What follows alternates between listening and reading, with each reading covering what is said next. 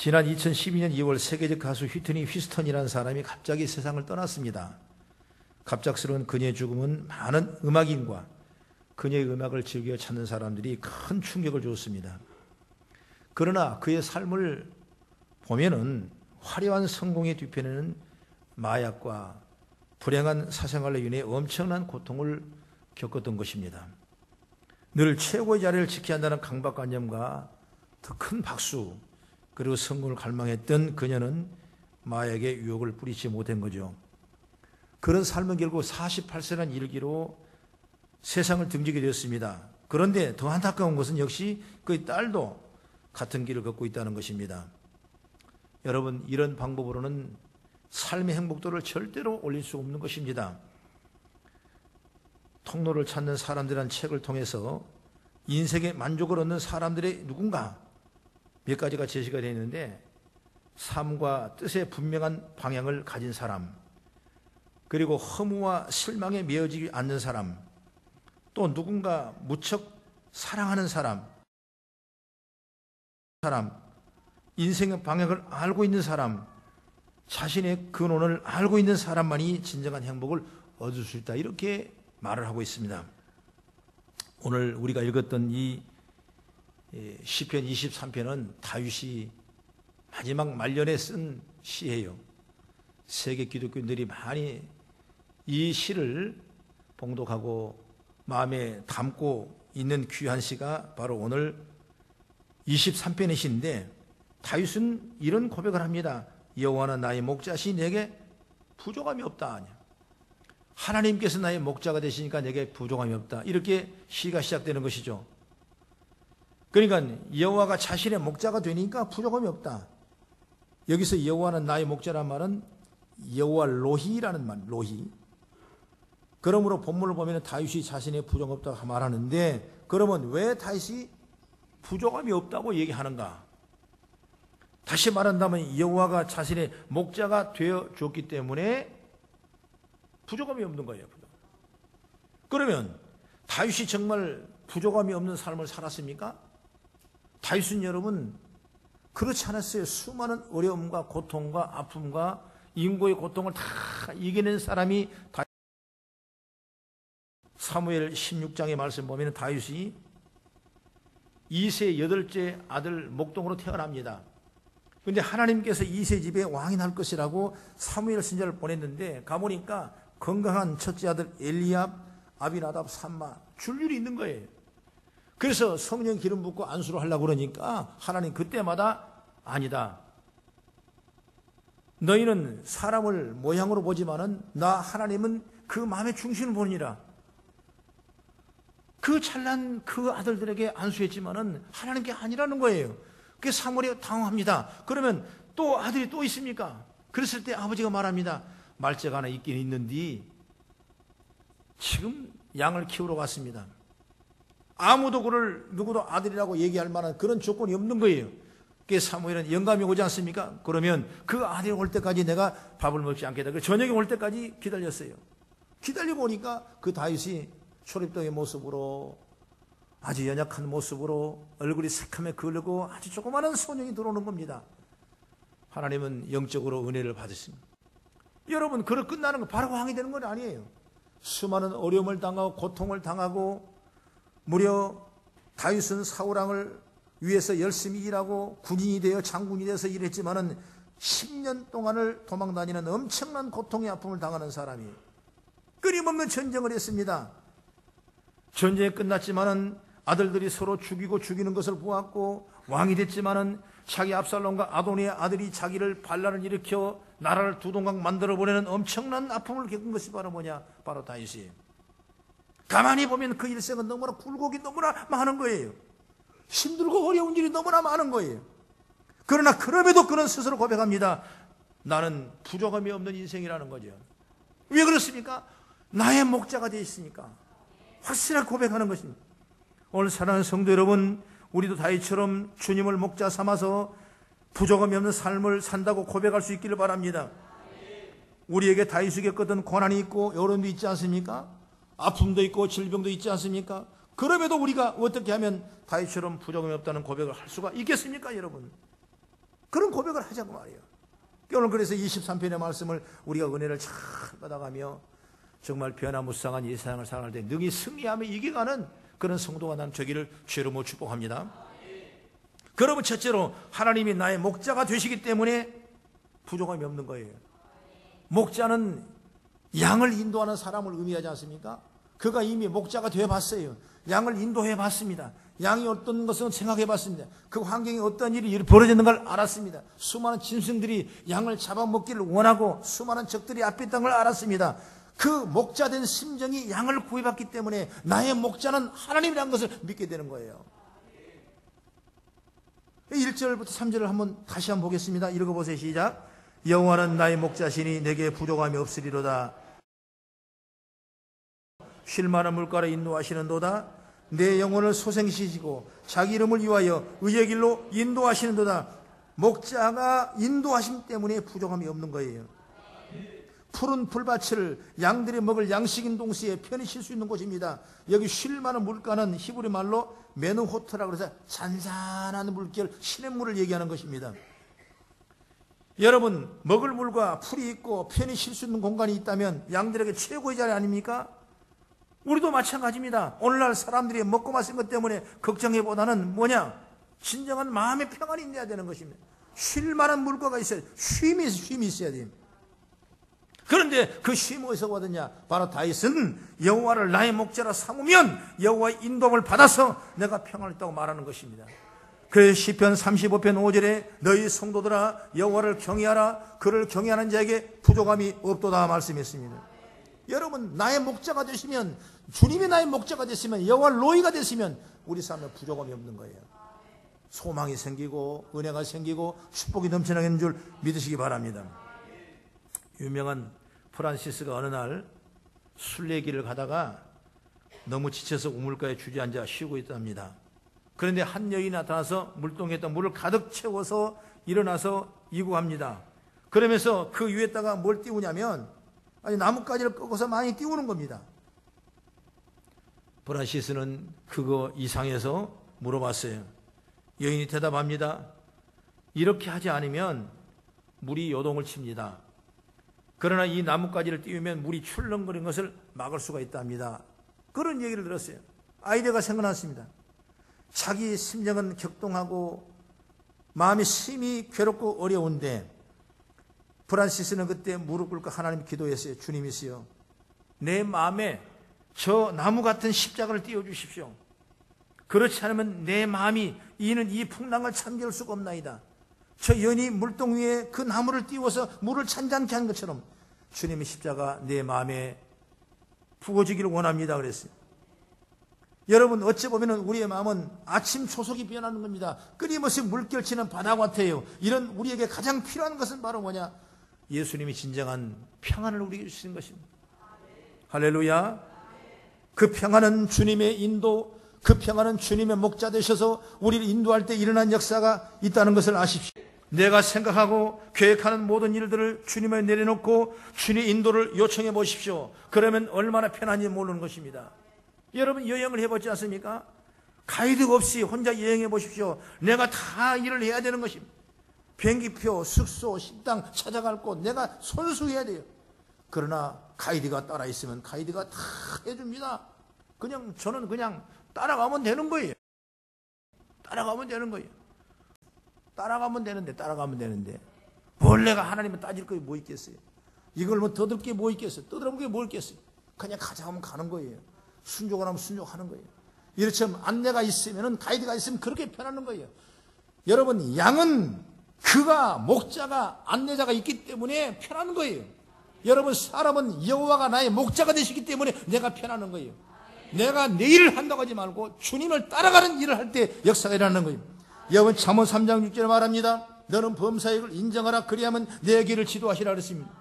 문제는 하나님 믿지 않고 더 나가서 무엇이 내가 하려고 하는 것입니다. 그러다가 보니까 힘들고 피곤해지는 거예요.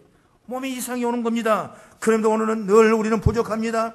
이제 우리가 부족함이 없는 삶의 통로가 제가 말씀드립니다. 하나님을 인정하시고 하나님 부탁하십시오. 나의 장래를, 나의 미래도, 우리 자녀의 미래도 주님께 인도함을 부탁하시기를 바랍니다. 어떤 분들은 이렇게 말하면 그 말씀 믿지 않으신 분들이 있어요. 그런데 그렇게 살았던 다윗은 이렇게 고백합니다. 시편 37편 25절의 말씀 보면은 내가 어려서부터 늦기까지 의인이 버림을 당하거나 그의 자손이 걸치감을 보지 못하였도다. 그는 종일토록 은혜를 베풀고 꾸준히 그의 자손이 복을 받는도다 그랬습니다. 많은 편안무쌍한 세계를 살았지만은 이렇게 하나님 앞에 인도를 받으니까 그의 자손이 복을 받는다 했습니다. 하나님의 인도를 받으니 자신도 그렇고 자신의 자녀도 부족함이 없는 삶을 산다. 다윗의 고백 아니겠습니까? 그렇기 때문에 오늘 주의 목자 되심의 인도함을 우리가 받는 거예요. 말씀을 묵상함으로 받고 주님의 엎드려 기도하며 갖고 주의 뜻을 이뤄가며 받는 역사가 있기를 바랍니다. 그 다음에 둘째로는 목자 되신 하나님이 주신 안위함이 있기 때문에 부족함이 없는 것입니다. 오늘 4절을 보겠습니다. 함께 봉독합니다. 시작. 내가 사망의 음침한 골짜기로 다닐지라도 해를 두려워하지 않는 것은 주께서 너와 함께 하심이라. 주의 지팡이가 막대가 나를 안위하시나이다. 이 안위라는 단어가 구약에 많이 나옵니다. 이 구약에 나온 단어의 의미는 자기 백성을 위하여 하나님께 특별히 베풀어 주신 사용의 언어요. 신약에서는 이 언어를 어떻게 사용하냐면 핍박과 환난을 당하는 그들에게 격려와 용기를 주실 때 쓰는 단어가 이 안위라는 단어를 썼던 것입니다. 여러분, 우리는 하나님의 그 뜻을 이뤄가며 아버지 하나님의 영광을 돌려가며 우린 삶이 날마다 안위한 삶이 있어야 되는 것입니다. 그러면 만약 이 다윗이 이 목동으로 있었을 때 정말 양들을 가만히 풀어놓으면 양이 가만히 그냥 새끼 낳고 놀고 먹습니까? 그렇지 않아요. 안정되면 누가 오느냐? 끊임없이 다른 이방의 짐승들이 찾아와서 그 양을 겁탈하는 것입니다. 그럴 때 다윗은 지팡이와 막대기로 그 양들을 지켜줬던 것입니다. 여러분, 그러므로 지팡이와 막대기는 양을 보호하는 도구예요. 목자는 그것으로 양들을 안전하게 지켜냅니다. 양들은 자기를 해치려는 짐승이 올 때 도망가지 말고 목자를 바라보면 되지 않습니까? 왜? 거기에는 지팡이와 막대기가 있기 때문에 그러는 거예요. 오늘 하나님께서는 우리에게 어떤 어려움과 어떤 환난과 어떤 고통이 있다 할지라도 지팡이와 막대기를 우리 안위하신다고 말씀했어요. 왜 그러냐면 우리 하나님은 여호와의 나의 목자가 되시기 때문에, 여호와 로이가 되기 때문에 우리의 그런 축복을 주인하는 확신을 믿기를 축복합니다. 할렐루야. 그렇기 때문에 우리가 할 일은 뭐겠어요? 지금 목자이신 하나님만 바라보면 되는 겁니다. 출애굽기 14장의 말씀 보면은 애굽에 있는 백성들을 출애굽시켰죠. 그러고 나서 아시와는 바로가 군대를 추격합니다. 그들은 도망갑니다. 도망가니까 앞에 그 홍해가 걸려있지 않습니까? 뒤에는 600승가 쫓아오고 있는 것입니다. 양쪽에는 큰 절벽이 있어서 오도 가도 못한 진퇴양난의 길을 걸어갔습니다. 그때 많은 사람들은 원망하고 절망하며 애굽으로 돌아가라고 다른 지도를 세워달라고, 우리가 물에다가 빠치를 수장이 매장지가 없어서 물에다가 수장하려고 그러느냐고 원망했습니다. 그때 모세는 그들에게 말합니다. 잠잠히 있어라. 하나님께서 너희를 향하는 구원을 보라 그랬어요. 왜? 여호와께서 너희를 싸우신다고 말씀했어요. 하나님을 보라 그런 것입니다. 애국 군대를 보지 말고 홍해를 보지 말고 환난 걱정을 보지 말고 오늘 여호와를 바라보면 하나님께서 그 홍해수를 갈리게 되고 600승거를 침몰하는 위대한 승리를 얻게 되는 걸 보지 않습니까? 여러분, 힘들고 고난이 닥치고 어려움이 닥칠 때 문제를 먼저 보지 말고 하나님을 바라보는 것입니다. 시편 62편 1절에 말합니다. 나의 영혼이 잠잠히 하나님만 바라며 나의 구원이 그에게서 나오는도다. 오직 그만이 나의 반석이시오 나의 구원이시오 나의 요새이시니. 하나님부터 구원이 나오고 문제 해결 방법이 어디서 오냐? 주님께 나오는 거예요, 여러분. 할렐루야. 요즘에 뉴스를 보고 신문을 보면 큰 가슴에 상처를 받은 한 사람이 있어요. 성안종이라는, 이미 고인이 됐지만 그분은 장로님이십니다. 정말 충청도에서 입지적인 인물이죠. 그는 너무나 가난했습니다. 어린과가 너무나 부족했습니다. 그래서 초등학교 4학년을 다 다니지도 못하고 자기 형과 둘이 집을 나간 그 어머니를 쫓아가서 서울에 신고살이하고 있다는 것을 듣고 어머니 만나러 갔습니다. 그렇게 해서 객지 생활이 시작되는 거예요. 서울 하늘 아래서 그 어려움을 느끼겠습니까? 악착같이 돈을 벌었습니다. 그래서 다시 고향에 내려와서 조그마한 화물회사, 운수회사를 경영하게 됩니다.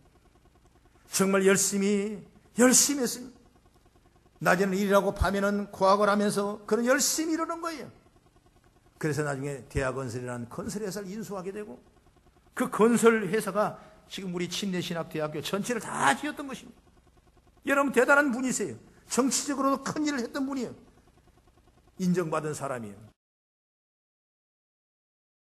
이 한국 경제에 대한 문제 때문에 검찰에 조사를 받게 되고 그리고 결국은 그는 어디로 갔습니까? 내가 즐겨 찾던 도봉산을 올라갔던 것입니다. 마지막 자기 목숨을 던져버린 것입니다. 여러분 얼마나 고통스러운 거예요. 여러분 너무나 가슴이 아픈 거예요. 우리 앞에 문제가 있다면 문제를 바라보는 것이 아니라 하나님을 바라보면서 여러분 주님만 믿으면서 내 잘못을 토로하고 여러분 회개하고 하나님 앞에 인정받는 그런 자리에 서야 되는데 그 짐을 혼자서 치다 보니 여러분 수고하고 무거운 짐을 어떻게 혼자 집니까? 여러분 칠 수 없는 거예요. 여러분 그 짐은 여러분 천금 망가든 짐이에요. 여러분 죄짐이 얼마나 무거운지 아십니까? 여러분 내 삶 속에 조그마한 문제가 문제로 생각하지만 그 짐은 큰 짐이에요. 그것을 자기 혼자 질 수 없는 것입니다. 그건 누가 지냐? 주님이신 거지 않습니까? 주님께서 우리에게 콜링하지 않습니까? 수고하고 무거운 임자들아 다 내게로 오라. 내가 너를 피하게 쉬게 하리라. 내 고난과 염려, 환난과 걱정과 근심이 있다면 여러분 이때 나와서 주님께 기도하고 나의 짐을 내려놓는 거예요. 그게 승리하는 걸 좀 믿으시기 바랍니다. 우리가 주님 앞으로 나오는 것입니다. 낙심해서 내 혼자 힘으로 이기려고 생각하지 마십시오. 여러분 주님을 바라보십시오. 주님은 우리의 문제 해결책을 가지고 계신 것입니다. 그걸 믿기를 주의 이름으로 축원합니다. 그래야 부족함이 없는 삶을 살아갈 수가 있게 되는 것입니다. 여러분 바울도 여러분 그랬어요. 그가 얼마나 고단스럽고 고통스럽고 그 삶이 어려웠습니까? 40에 하나가만 태창을 여러분 5번이나 맞았지 않습니까? 여러분 수많은 파선의 배를 오르면서 고통을 당하지 않습니까? 죽음의 위경을 몇 번씩 넘기고 여러분 고통을 당하고 감옥에 수없이 들어가고 이런 어려운 일이 있었지만 그 약함이 나는 오히려 강함이라고 말할 수 있는 그런 능력이 어디서 왔느냐? 여호와가 나의 삶에 부족함이 없이 채워주는 믿음을 믿었기 때문에 그런 역사가 일어나지 않습니까? 오늘 우리가 그런 믿음을 갖자고 말이에요. 예? 여러분 어려운 사람이 없는 사람이 누가 있어요? 마음에 근심과 결동과 격동이 없는 사람이 누가 있겠어요? 아픔이 없는 사람이 누가 있겠어요? 여러분 다 있는 겁니다. 그러나 그 속에서 우리가 찾을 진리의 축복의 통로는 뭐냐? 여호와가 우리 목자가 되시기 때문에 나를 안위하신다 그러지 않습니까? 오늘 분명히 말했어요. 내가 사망의 음침한 골짜기로 다닐지라도 사망의 음침한 골짜기로 다닐지라도 내가 해를 두려워하지 않는 것은 주께서 나와 함께 하심이라. 주의 지팡이가 막대가 나를 안위하시든 나를 격려하시고 나를 축복하시고 그러므로 우리가 주님께 나와서 지혜를 받고 믿음으로 승리해 나가는 여러분 되기를 주의 이름으로 축복합니다. 그 다음에 세 번째 하나님의 선하심과 인자심이 우리를 부족함이 없이 함께 하십니다. 오늘 6절을 말씀 같이 읽겠습니다. 시작. 내 평생의 선하심과 인자심이 반드시 나를 따르리니 내가 여호와의 집에 영원히 살리로라. 6절에 선하심은 항상 좋은 것을 주시며 늘 의로운 길로 인도하시는 하나님의 은총을 의미합니다. 그리고 인자심은 하나님의 자신의 백성을 결코 버리지 않으시며 자기 백성에 계속해서 베풀어 주실 사랑을 의미하는 것이죠. 그러니 하나님이 사랑을 베풀어 주시기에 우리는 부족함이 없는 삶을 살 수가 있는 것입니다. 이사야 40장 11절에 말합니다. 그는 목자같이 양떼를 먹이시며 어린 양을 그 팔로 모아 품에 안으시며 젖먹는 암컷들을 온순히 인도하시리라 말씀했습니다. 이처럼 하나님의 지극한 사랑이 목자된 그 사랑이 우리에게 있다는 사실을 여러분 확실하게 믿으십시오. 사람의 사랑과 하나님의 사랑은 다른 것이 있습니다. 하나님의 사랑은 조건 없습니다. 그리고 변함없이 우리를 사랑하신 사랑이 하나님의 사랑입니다. 사람의 사랑은 어떻습니까? 조건 따라 기분 따라 자꾸 변합니다. 사랑은 움직이는 겁니다. 그게 사람들의 사랑이에요. 변합니다. 아니 더 정확히 말하면 마음이 변하는 거예요. 이게 사람이에요. 여러분 마음은 변해서는 안 되는 것입니다. 사람이 사람의 사랑하면서 그 마음 변하면 안 되는 것입니다. 우리가 온전히 하나님 바라볼 수 있는 그 사랑을 믿는 우리가 변하지 않고 믿음으로 가는 거예요. 할렐루야. 하나님의 사랑은 예수님 말씀했어요. 요한복음 13장 1절에 말합니다. 자기 사람들을 사랑하시되 끝까지 어디까지요? 끝까지 사랑한다고 말씀했어요. 바로 끝까지 사랑하는 사랑이 주님이 우리를 주신 사랑이에요. 주님은 자신이 세상을 떠나 아버지께 돌아갈 때가 온 줄 이미 아시고 사람을 사랑하시되 끝까지 사랑하는 얘기를 말씀하시되, 그러면서 어떻게 말하냐? 두 가지로 말했습니다. 내게 나와 똑같은 다른 보혜의 성령을 보내줄 것이다. 성령의 인도를 받아라는 겁니다. 성령을 받으면 내가 준 사랑의 그 사랑이 올 것이라. 두 번째는 뭐냐면 이제부터 자신의 이름으로 기도하면 응답을, 내 이름으로 기도하면 무엇인지 받은 대로 구하라. 그러면 내게 이룰 것이라. 여러분, 구하라 주실 것이, 찾으라 찾을 것이요, 두드리라 열릴 것이라 구하라 그랬던 주님을 생각하면서 얼마나 깊은 사랑이 우리에게 있냐 이것입니다. 그런데 비유를 대지 않습니까? 누가 자식이 아버지에게 떡을 달라는데 돌을 줄 아버지가 누가 있겠느냐. 비유로 말씀하셨어요. 아들이 아버지에게 생선을 달라는데 뱀과 정갈을 줄 아버지가 누구예요? 세상에 어떤 악한 아버지라 그렇지 않을 것은 우리 전능하신 하나님께서 구하는 너에게 좋은 걸 주시지 아니하시네. 이건 사랑 아니겠습니까? 좋은 걸 주시겠다는 거죠. 좋은 걸 우리에게 주시다. 부족함 없이 우리 주겠다는 거죠. 그렇기 때문에 내가 치유를 받는 게 중요한 거죠. 그렇기 때문에 내가 어느 곳에 어디에 사느냐, 무엇을 하느냐, 그것이 중요한 것이 아니라 내가 어떻게 살아간 사람인가, 이게 더 중요한 거예요. 오늘 우리의 주님이 우리의 목자가 되시기 때문에 우리의 선하심과 인자심이 우리를 부정없이 날마다 채움이 역사에 일어날 줄 믿습니다. 그래서 행복은 어디에 있냐? 있는 것입니다. 내 안에 행복이 있는 거예요. 성경에서 말씀했죠. 하나님 나라는 여기 있다 저기 있다 하는 것이 아니라 내 마음이 있다고 성경은 말씀해요. 우리의 삶은 바로 이거 행복이에요. 여러분 있어서 행복하는 건 아니에요. 여러분 없어도 내게 부족함이 없도록 하나님께서 나의 목자가 됐으면 나는 행복한 거예요. 따라합시다. 행복은 우리 안에 있다. 아멘. 어느 집사님이에요. 믿음이 좋으세요. 그래서 교회만 오면 믿음이 좋으니까 그렇게 천국이요. 그냥 목사님도 좋아 보시고 설교 말씀 듣다 보니까 목사님 국회의원도 돼도 괜찮을 것 같고 대통령이 돼도 괜찮을 것 같고 얼마나 신실하면 기도를 많이 하니까 그 집사님께서 많이 하니까 믿음이 좋은 집사님. 교회 오면 천국이요. 근데 집에 가면 심란해진 거예요. 왜 이렇게 집이 작은가? 왜 이렇게 어지러운가? 왜 이렇게 헌데가 다 벽지가 이런가? 왜 마룻바닥이 이런가? 이런 집안이 청소가 이렇게 안 됐는가? 짜증이 나고 환경을 탓하고 그러다가 또 교회 오면 그렇게 좋은 거예요. 하나님의 집이 이렇게 내 영혼이 은총 입어. 얼마나 좋은지를 모르는 거예요. 그게 날마다 교회에 살다시피 집에 가면 짜증이 나는 거예요. 그래서 하나님만 기도했대요. 하나님 아버지, 정말 내가 왜 이런지 모르겠습니다. 교회 오면 천국인데 집에 가면 지옥입니다. 하나님 아버지, 소원입니다. 나는 이 세상에 이제 미련 없습니다. 세상 나가봐야 이렇습니다. 나를 좀 올려주세요. 천국 가고 싶습니다. 그러니까 하나님께서 말씀하시되, 그래 알았다.